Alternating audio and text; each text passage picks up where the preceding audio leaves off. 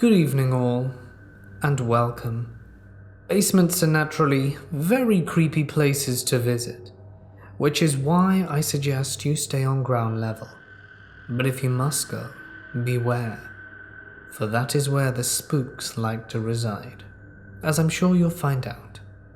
So for now, it's time to get comfortable. Lock your basement door, and let the darkness take control. This happened to me when I was in college, and is probably one of the creepiest and weirdest things to ever happen to me. I believe in ghosts. I've had countless experiences in my life that have made it almost impossible for me not to, and this still gives me chills whenever I think about it. I was a freshman in college, and was heavily involved in the arts, theatre and music specifically. The fine arts building of my college had quite a bit of history. It was built in 1916 and had previously been one of the largest Masonic temples in the city. This is fairly evident by the Masonic symbols adorning the building and covered the stained glass windows. I'd heard rumors of secret passageways under the building that ran all the way into downtown, but I will say I didn't believe them. A few of my professors had told stories of seeing shadow people or feeling like they were being watched when they knew they were alone, but I thought that they were just messing with us freshmen. I spent most of my time in the costume shop. I should note the costume shop was on the sub-ground floor, technically the basement. It was down 2 flights of stairs from the main entrance that led you to a landing with the costume shop and another door that I just assumed was a utility closet because it was always locked. I couldn't put my finger on it, but there was just something off about it to me. On this particular evening, I had finished rehearsal for a play around 6 p.m. and figured I would do a bit of cleaning in the costume shop while I waited for my roommate to meet me so that we could grab some dinner. I was outside the costume shop when I heard a knock on the door. I walked over and looked out the small window to the right side of the door expecting to see my roommate, but there was no one. I opened the door and stepped out looking around. I looked down the hallway to the left of the door to see if my roommate was trying to freak me out. Nothing. I shrugged it off as me being tired and went back into the shop and shut the door behind me. I went about my business for a bit until I heard another knock on the door a few minutes later. I was more hesitant this time. I walked to the door and again I looked out the small window. Still there was no one outside. I tried to open the door, and while the handle turned, the door wouldn't budge. I pulled harder thinking maybe the door was stuck, but it didn't feel like that. It felt like someone was holding the door shut. I looked out the window again and still didn't see anyone. I was now frantically pulling on the handle, feeling the fear rising in my chest. I let go of the handle, only to have it start shaking wildly. Suddenly it stopped. Everything was quiet, with the exception of my own shaky breath. Then from outside the door I heard the sound of a door creaking open. I gathered my strength and tried the door.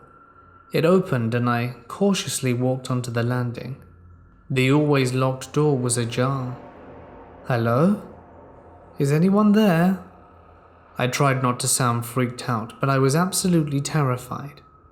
I pulled open the door, but was greeted by a pitch-black staircase leading down. It smelt like a tomb sealed for 100 years, musty and ancient. I felt the wall for a light switch but couldn't find one, and I reached into my pocket for my cell phone and turned the screen on. It was bright enough that I could sort of see my way as I made my way down the stairs. The walls were brick and the stairs were made of stone. The closer I got to the bottom, the colder it became, and I was on the second to last step, straining to see what was in front of me. It was a door, a large stone door. I was about to move to the last step when I heard it. Her voice was deep and sounded like it was right in front of me, and it only said one word. Welcome. I couldn't even scream. Instead, I ran up the stairs, tripping at some point and skinning my knee and shin. Once I reached the top, I slammed the door shut and ran out the building. My roommate showed up 5 minutes later to find me standing on the sidewalk shaking. After I told her what happened, she went inside to get my things and lock the costume shop door. When she came out, she looked at me with a worried expression. "The door was wide open when I went to get your stuff. Are you sure you closed it?" I just nodded my head. I walked home and didn't really talk more about it. I didn't go back into the building until the end of next week. I just couldn't bring myself to do it. When I finally did descend the stairs and felt a chill shoot through my body, I looked at the wall where the door had been, and there was nothing there. It was just a wall. I thought I was losing my mind. I walked to the wall and studied it. My drama teacher happened to be walking by and I stopped him. "Wasn't there a door here?" He chuckled. "Yeah, they walled it up last week. Did it in a hurry too, not entirely sure why though. I always thought it was a closet or something." I can't say what I encountered that night. Was it the spirit of a Freemason who never left the temple? Was it something more sinister? I honestly don't know. I spent a lot of time in that building over the course of my 2 years at the college, and while I had other odd experiences, they were nothing compared to what I experienced that one awful night. I've been noticing some weird stuff happen in our basement recently. It seems to have taken off when our son was born. For context, both my husband's dad and my dad sadly passed away very suddenly at relatively young ages before our son was born. I've had experiences in our house before that makes me sometimes wonder if one or both of them come to visit on occasion. The first 2 stories I'd like to share with you are as follows. This first one happened a year ago. I was closing everything up to go to bed. I thought I heard a weird sound coming from the basement. It was my son's creepy toy cell phone, just blaring away by itself downstairs. The kind of toy where you physically need to press a button to get it to make a sound. Needless to say, no one was downstairs. When I went down to investigate, it was literally just lying face side up in the middle of the floor, so not like something had fallen on a button or anything. I instantly got the chills like crazy and noped back upstairs pretty quickly. Then about a week or so ago, I was downstairs changing the cat's litter box. Their litter box is in a utility room off the basement hall. To the right is our guest room, and to the left is our son's playroom. When I went downstairs, I noticed that my son's toy robot was sitting in the middle of the guest room. I distinctly remember thinking that it was a weird place for it to be, but shrugging it off, thinking that maybe my son had moved it last time we were down there together. I went and changed the litter, and when I came back out, the robot was sitting in the middle of the playroom again. It had jumped across the entire basement. No one else was downstairs with me, and while the robot can move by itself, it was definitely off, as it's super loud and obnoxious and there's no mistaking it. Then today, as it's Christmas, we got our son a wagon. My husband wrapped it up the other day and blew up a big red balloon that he tied to the wagon, as our son is obsessed with balloons. We left it downstairs in the basement for now, because it's huge and we wanted it to be a surprise. I was running out to the store quickly, and my husband and son were home alone. Suddenly from the basement, he hears a loud pop. He thought it was the cat, just up to no good, but she was upstairs in the kitchen with him. He went downstairs to check it out, and the balloon had popped by itself. It was in the middle of the room with nothing around it that was sharp, and not under any vent or anything. He just said the basement felt super off, and he got pretty creeped out. So, it seems like the creepy incidences are happening in the basement and more frequently. I'd also like to point out that my son has seen my late father-in-law. It happened both in the creepy basement as well as other places around the house. The other day we were eating lunch in the kitchen, and my son was pointing out the various pieces of his art that we've put up on the fridge. He points at one particular piece and says, "I made that one for Grandpa." If you recall, both his grandpas passed before he was born. I asked him which one he meant, and he said the grandpa who visits him at night. I lived in a very old home. I'm talking built in the 1700s and protected under the US Historical Register, kind of old.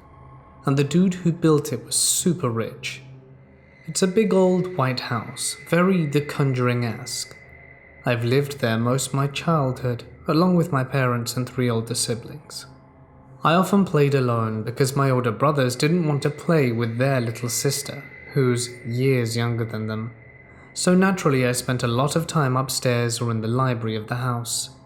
There were certain rooms that just had really good vibes, like nothing but happiness in there. There was also a small B&B type room upstairs, and my mum used it to store her extremely realistic portraits.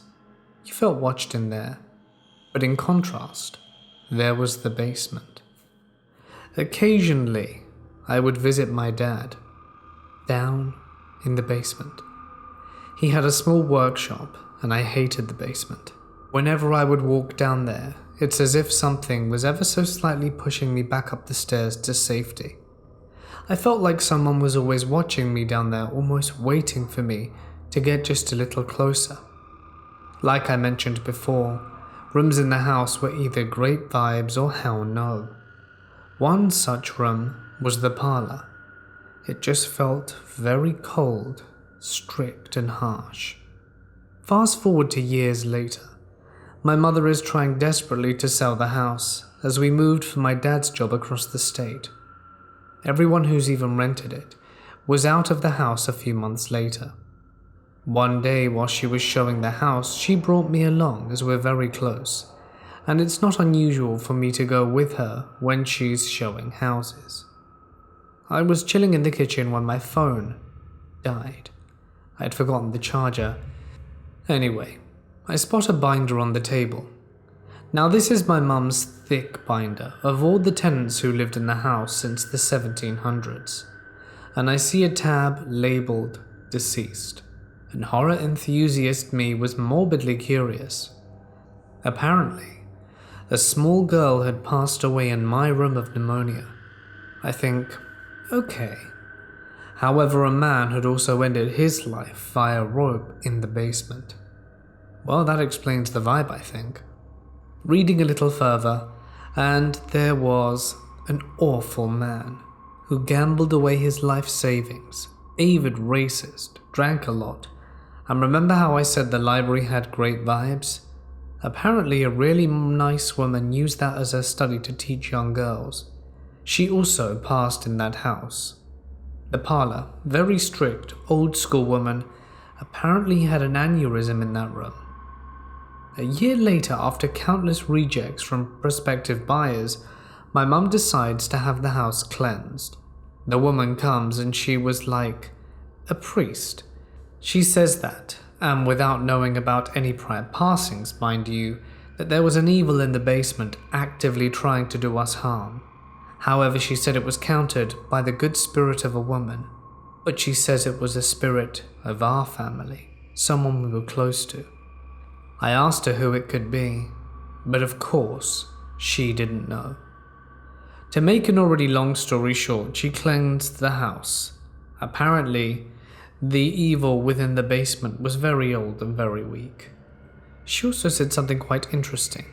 She said that it was years since the house had a family, with children running about and bringing it to life in the place. The house loved us and didn't want us to let go of the family that it hadn't had in years. This was a few years back, so I can't really remember what comes after it, only that we eventually sold it. So yeah, That's my strange story about the paranormal.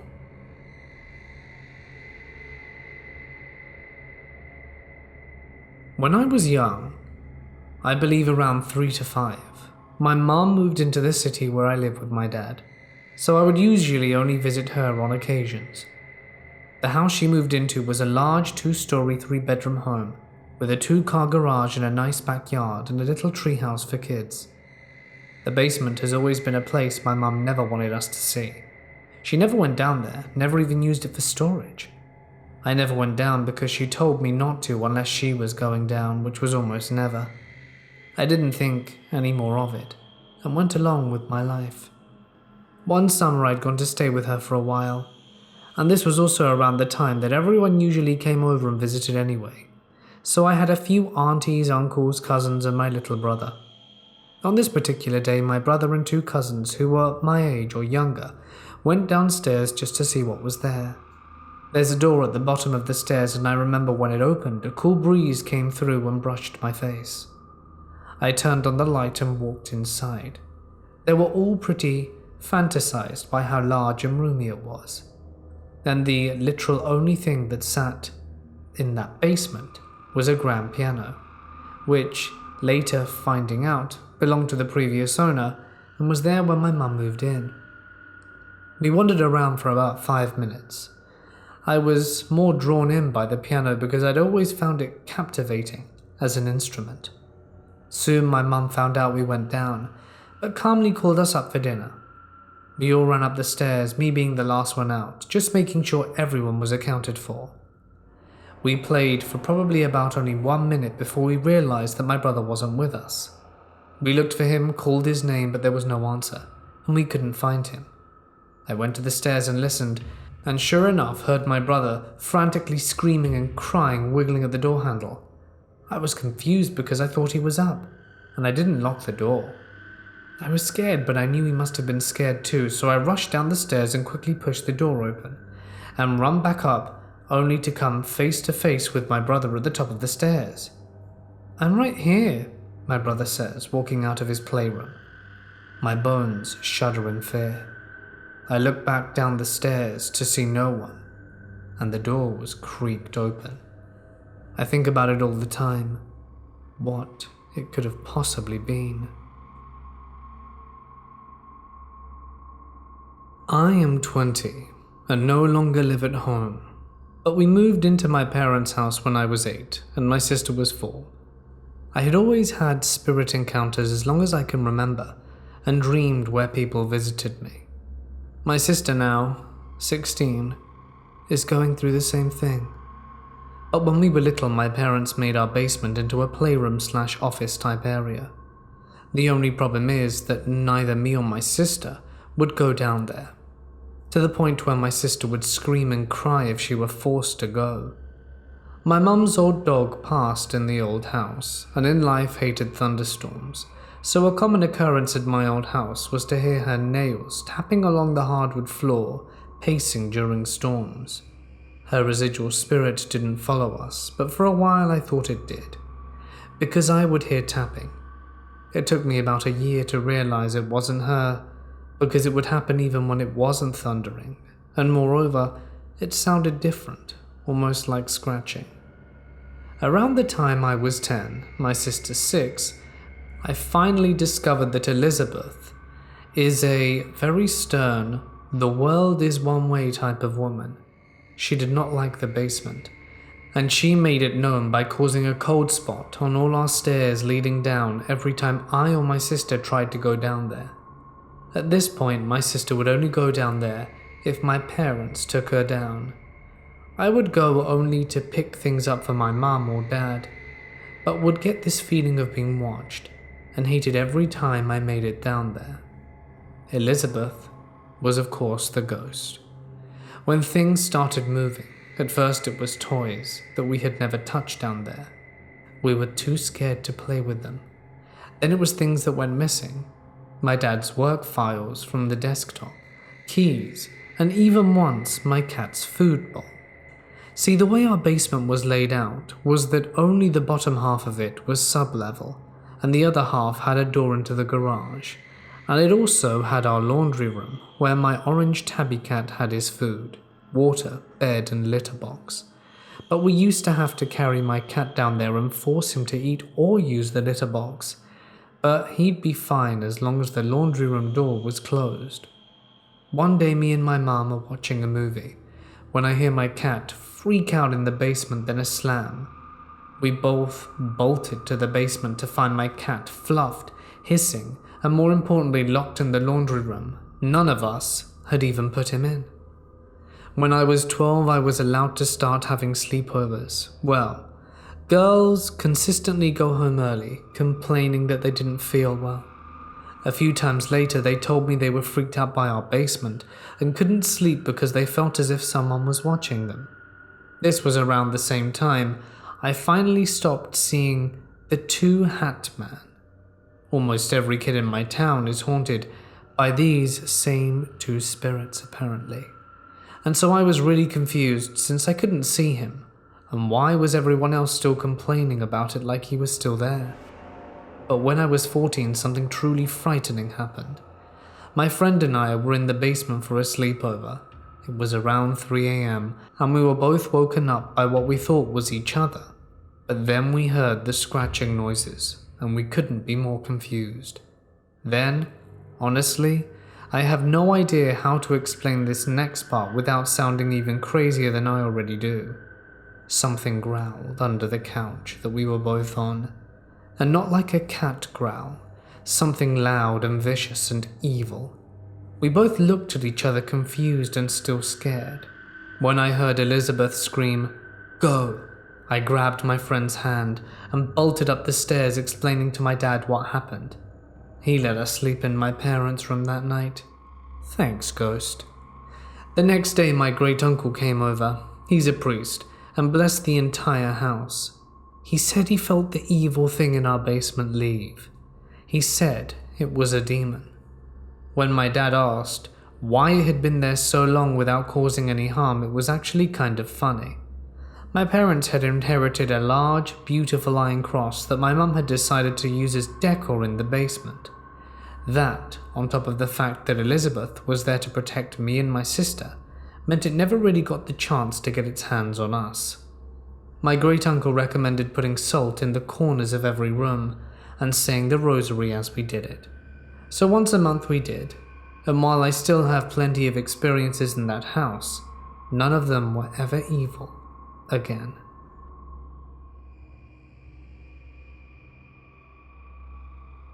Between the ages of 9 and 15, I lived in a very small northern town in a Canadian province.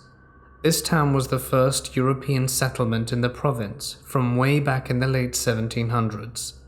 The last remaining original building while I was living there was an old Hudson's Bay Company trading post.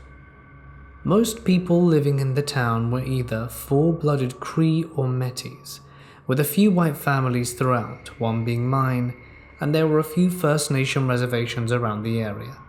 Basically, super old town in Canadian terms with lots of First Nation history. And here are my handful of experiences. The first house we lived in always had a heavy energy to it.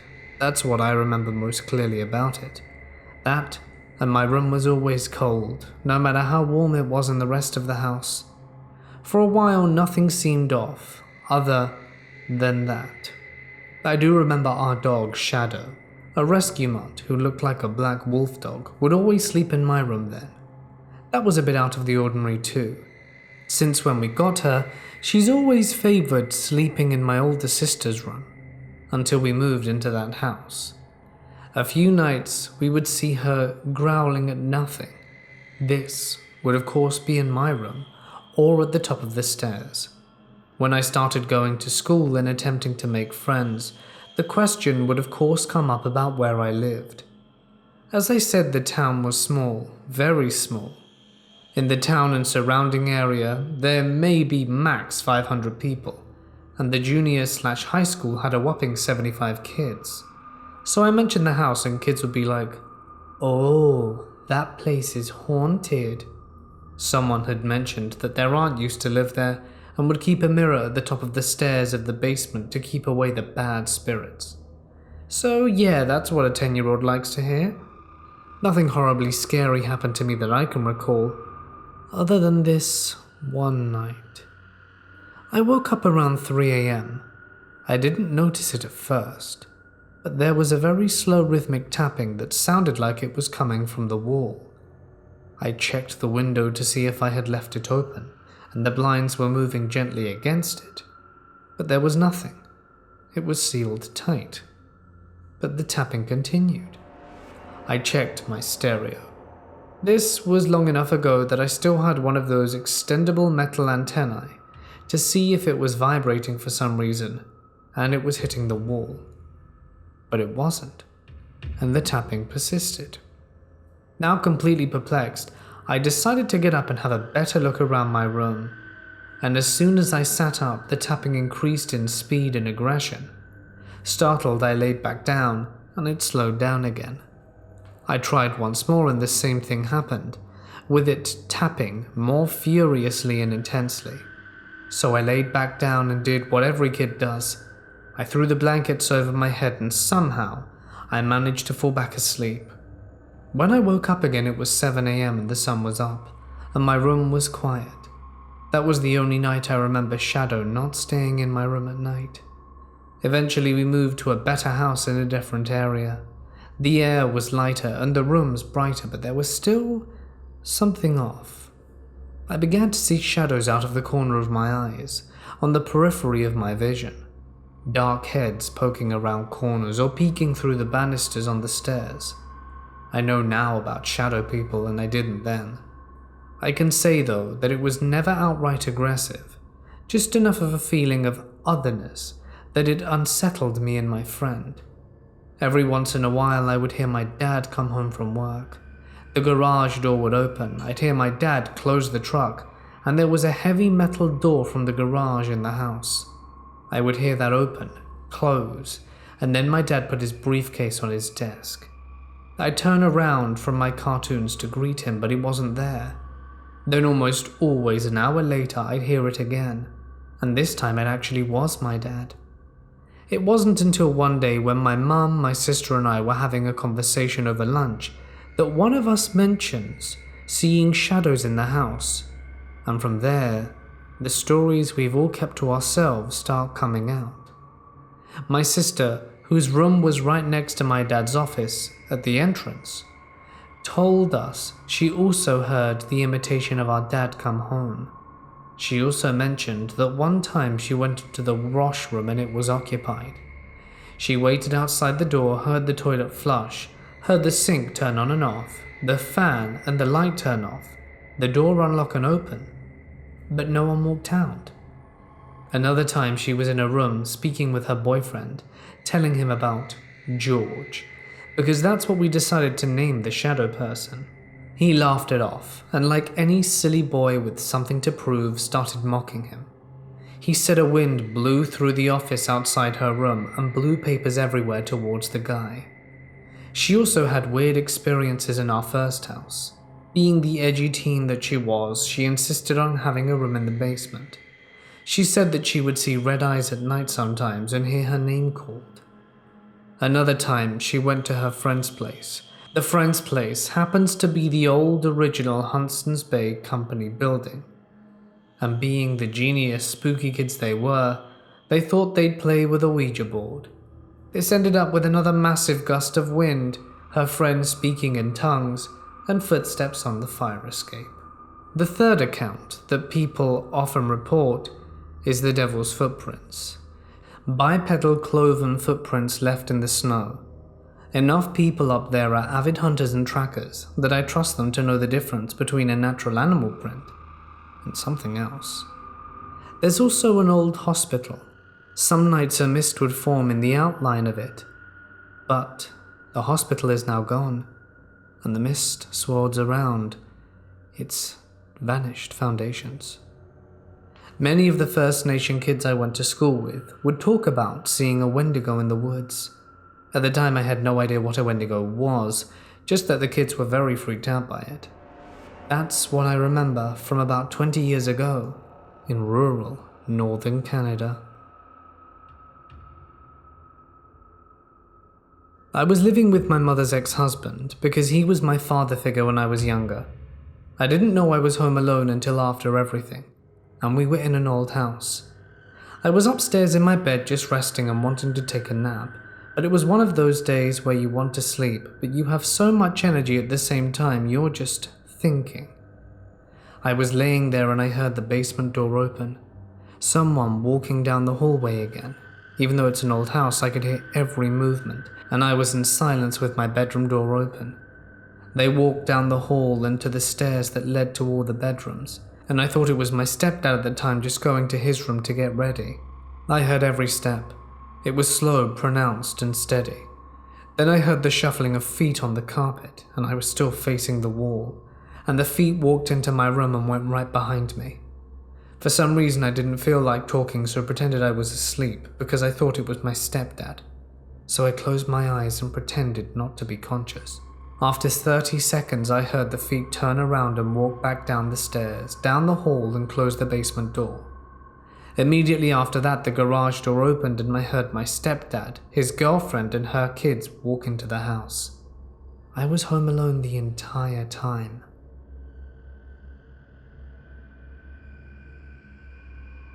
When I was 16 back in 2006, my best friend and I used to go to her brother's house to use his wife's tanning bed. One day me and my best friend were alone in the house. She had a copy of the key, and she said I could tan first while she checked her Yahoo Messenger, so I went to the basement where the tanning bed was. It was in a room all by itself. It was actually a hidden room. The door was in a closet, so if the clothes were in front, you wouldn't know it was there. I got all lotioned up and had the tanning bed heating up.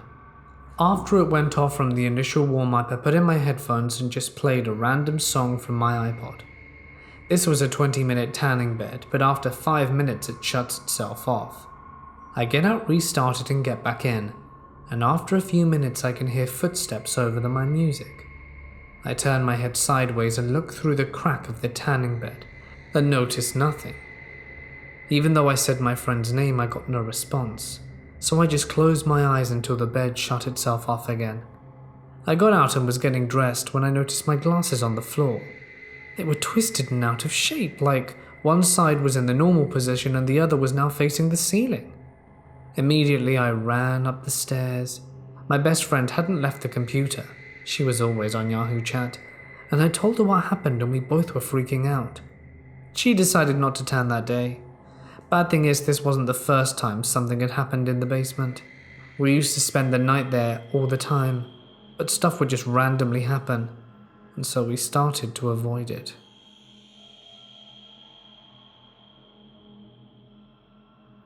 The basement where my uni assigned the clubs to set base. I clearly remember that this was on my first day of going to college. A friend from high school wanted to audition for the choir, and he was a little embarrassed, so he dragged me along. Turned out, non-auditionees weren't allowed to enter the club room, so I waited outside looking like a dork. The room next to the choir belonged to the dance club. There was an upperclassman blasting music while he sat by the door like he was some bouncer. I took the liberty of glancing inside the cramped room. They didn't have much, some chairs, student things, and a clothes hanger, and a shabby-looking closet. Like they just hanged a pole between two walls and started hanging their costumes there, nothing really eye-catching except for a small pale hand that suddenly protruded from between the clothes. Jesus, did it make my eyes bulge and my heart pound so fast. I looked at the upperclassman and he looked at me, probably noticing how startled I looked, and he shook his head and told me, "Don't mind it," and blasted his music louder. The hand also slipped back into the closet.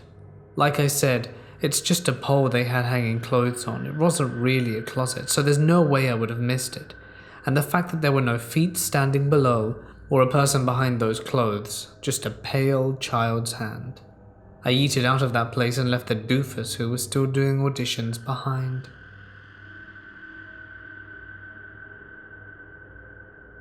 I started hearing these noises, like the noises you know are happening, but you can't really explain what sounds they were. The best way to put it is that it was shuffling. But this isn't the first time that it's happened on Friday night. My dad has heard banging on our washer and dryer, and he assumed that someone had broken in, so we asked him if he locked the back door. And when he got back from work, he said, probably not. So he grabbed a firearm and I a bat, and we went with him, and found out the door was locked. So we were going back upstairs and he said, well, what if they locked it when we came down to make it seem like they weren't here? So we went into the basement and turned on every light, checked every corner until we got to the washer and dryer. Here's a little context about the washer and dryer room that we keep shut because it leaks when we do laundry. But the room is fairly big and only half of it gets wet, but the other half is nice looking with a tile floor. When we first moved in, we found that they'd left Beatle posters in there, so I put it in my room, but that soon changed when I had to put it back downstairs. When we finally moved in, I didn't actually sleep there. I actually spent the night at a family member's house and stayed for 2 days. But when I came home, I didn't actually sleep. I stayed up all night playing a game with some pals. It's also important to note that my door is busted, so when you push the door open, it gets stuck at the top, so you have to push it open with force.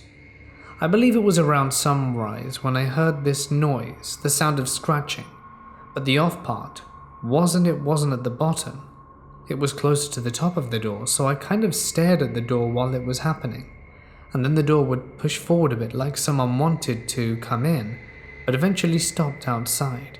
And it wasn't my cat, because he was sleeping in my parents' room with the door closed. And after that, our guests would say they had an uneasy feeling in the basement. And soon, people would start seeing things walking through doorways in the basement. So we did the sage thing and it stopped, but we would start hearing talking. So I finally put the poster downstairs again and it stopped for a few months. Side note, we later figured out that the owner's brother was shot and lost his life here during a party, and the person who did it to them ended their own life on our porch. And there's blood stains on the stairs and on the carpet and in the front room. And until we started moving around the basement to fit my drum set, and after we soon found an old book from the previous owner, from then till now we kept hearing the drums be played while no one's downstairs. One day I had a friend over. We were hanging out in the room with the posters, and we have this cubby hole that once you go in, it's the width of the wall. So me and my pal went to the end and sat there in the dark and tried to ask questions, but nothing happened until we saw a face at the end close to the entrance, so we got scared and left.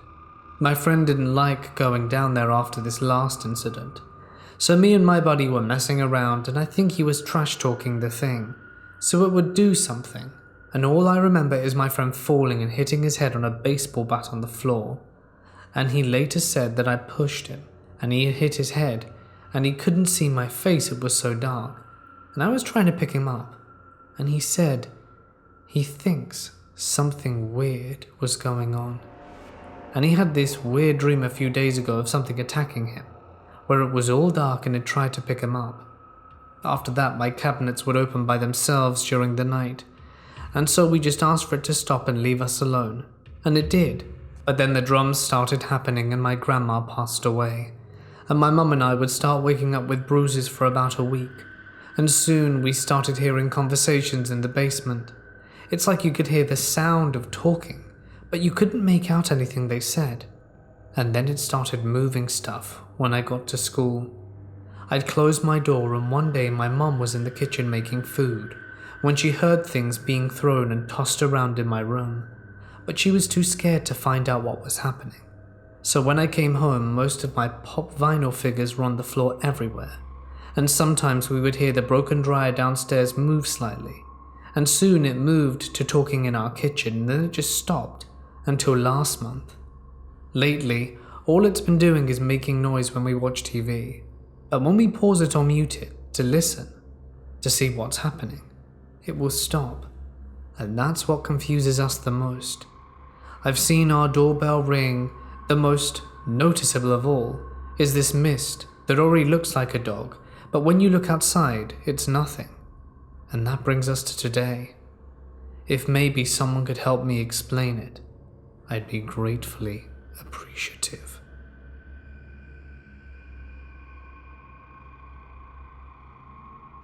Hey guys, it's Mort here, and thank you so much for listening. Do love me a few good basement stories, don't you? Basements are creepy places to say the least. Not somewhere I find myself in very often, seeing as I do not have one. I don't think I've ever lived in a house with a basement. I only recall one family friend who actually ever had one, and I don't even think I went down. In any case, if you have a story of something scary or horrific you would like to share, you know you can send it to my email address or Reddit, as I would love to read it. Just be sure to put in proper punctuation, grammar, and detail to make it easier to read. As always, I'd like to extend a huge thanks to my wonderful patrons for their continued support. If you would like to become a patron and help support the channel, it would mean a lot to me, and you'd become 5% more awesome. Guaranteed. Link in the description. But for now, guys, it's time for me to sign off. Stay awesome, and I'll see you in the next one.